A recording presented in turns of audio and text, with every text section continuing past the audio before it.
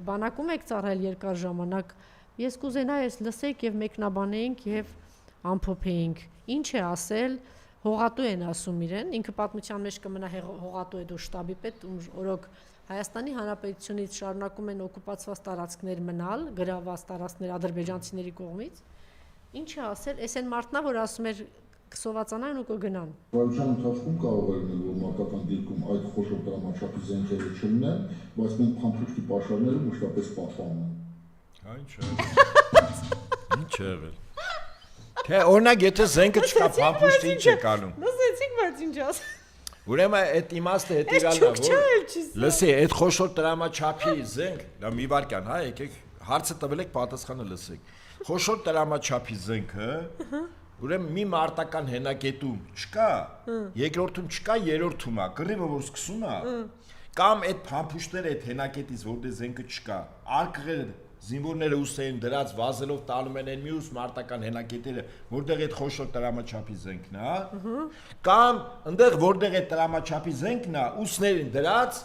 այդ մարտիկ գալիս են այնտեղ որտեղ փամփուշտ կա։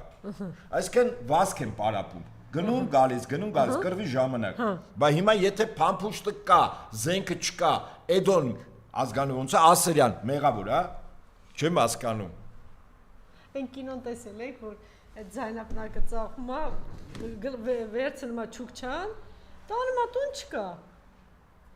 Օրինակ ինձ հետաքրքիր է, որ Անժելա, մի րոպե։ Անժելա, հիմա պատկերացրու, գնում ենք Ստուգման մի մարտական հենակետ։ Հենակետի ավագը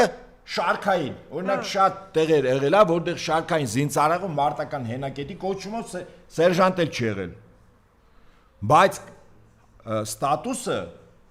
Պաշտոնը բարձր է, մարտական հենակետի պատասխանատուն է։ Ասենք, եթե գնայինք փամփուշտով արկղերը տեսնենք ու զենքը չներ, այնտեղ գիտեք քանի հոգի ինչի վրա էին նստելու։ Մարտական հենակետի ավագը, ուրեմն դասակի հրամանատարը, նայեք, ով պատասխանատու է այդ մարտական հենակետի իր ենթակայության։ Վաշտի հրամանատարը, գումարտակի հրամանատարը, գնդի հրամանատարը, առնվազն 2-3 տեղակալ մարտական գծով եւ սպառազինության գծով։ 8 հոգի էս միայն գնդի մակարդակ, ու տենց որ բարձանայինք վերև, հաստատ մի 15-20 հոգի լիքը պրոբլեմներ են ունենալու, լիքը, գնա գալիս է։ Մի հատ էլ այնինչ, հիմա Էդոն ասում է փամփուշտ ունենք, զենքը չունենք, այն չի եղել։ Թող այս հետևորդն է, սա անեկդոտ չի, սա իրականություն է, լսեք։ Ընթացքում կարող է լինել, որ մարտական դիրքում այդ խոշոր դրամաչափի զենքերը չլինեն, բայց մենք փամփուշտի պաշարները մշտապես պահպանում ենք։ Հիմա զենք այդ կռիվը որ սկսի կբերեն այդտեղ, ինչ է եղել։ Կրակի տակ կբերեն այնտեղ խոշոր տրամաչափի։ Օրինակ խոշոր տրամաչափի գնդացիր։ Ուրիշ զենք չասեմ, կարամ ասեմ, խոշոր տրամաչափի գնդացիր։ Ահա։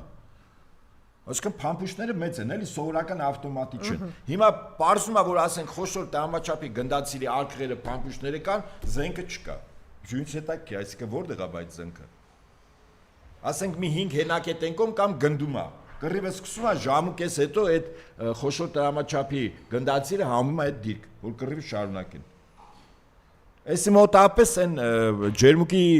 դեպքերի մեկնաբանությունն ասում է շրջափակման մեջ են ուտելիք չունեն,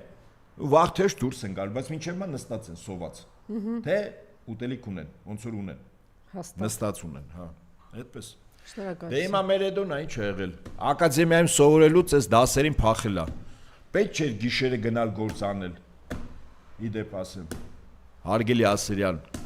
այդ դասերից փախել ես, կրուտիտի,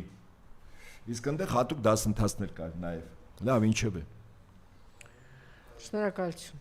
մնացեք մեզ հետ մի